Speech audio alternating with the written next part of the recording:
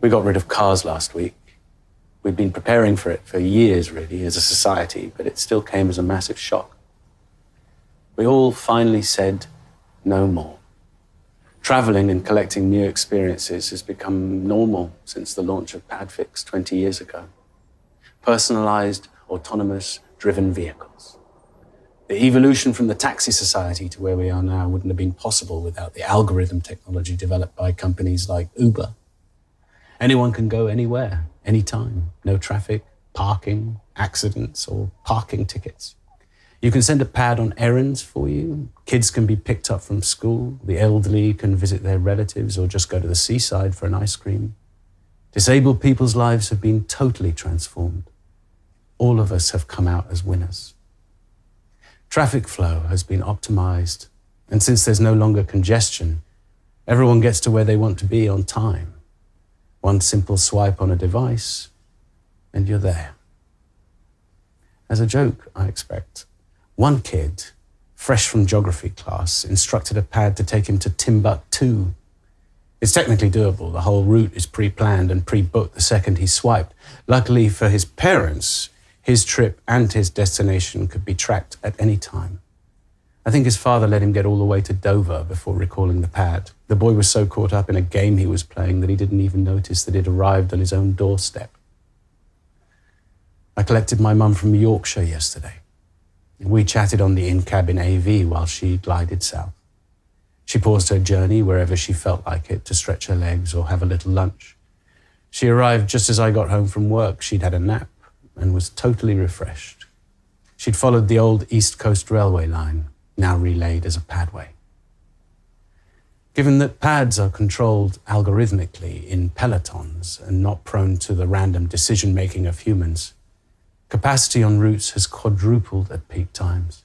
I can barely remember what rush hour was like.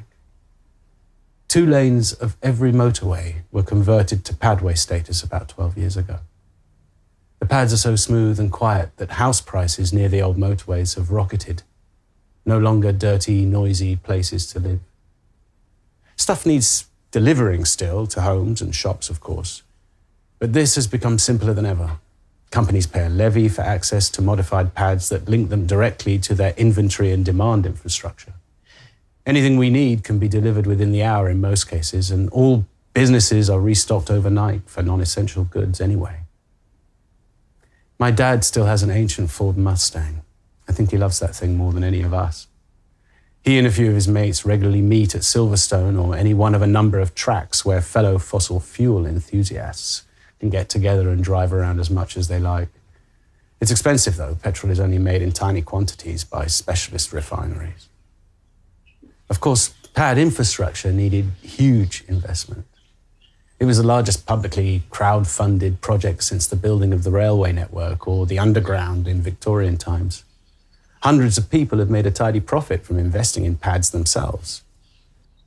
Despite the massive starting cost of the infrastructure, the average family now spends less than half the amount it used to on daily transport. Most pad transport is paid through subscription schemes of various kinds and rates. Commuting has taken on a new dimension now that congestion has become a thing of the past. Our cities are now full of bikes. You wouldn't believe how quiet Piccadilly and Oxford Street are now. You can even hear the birds in Green Park.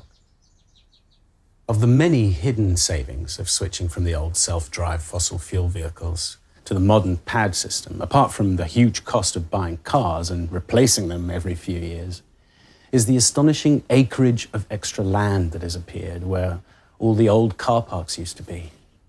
Thousands of extra inner-city homes have been built for first-time buyers in many of the prime inner-city spots across the whole country.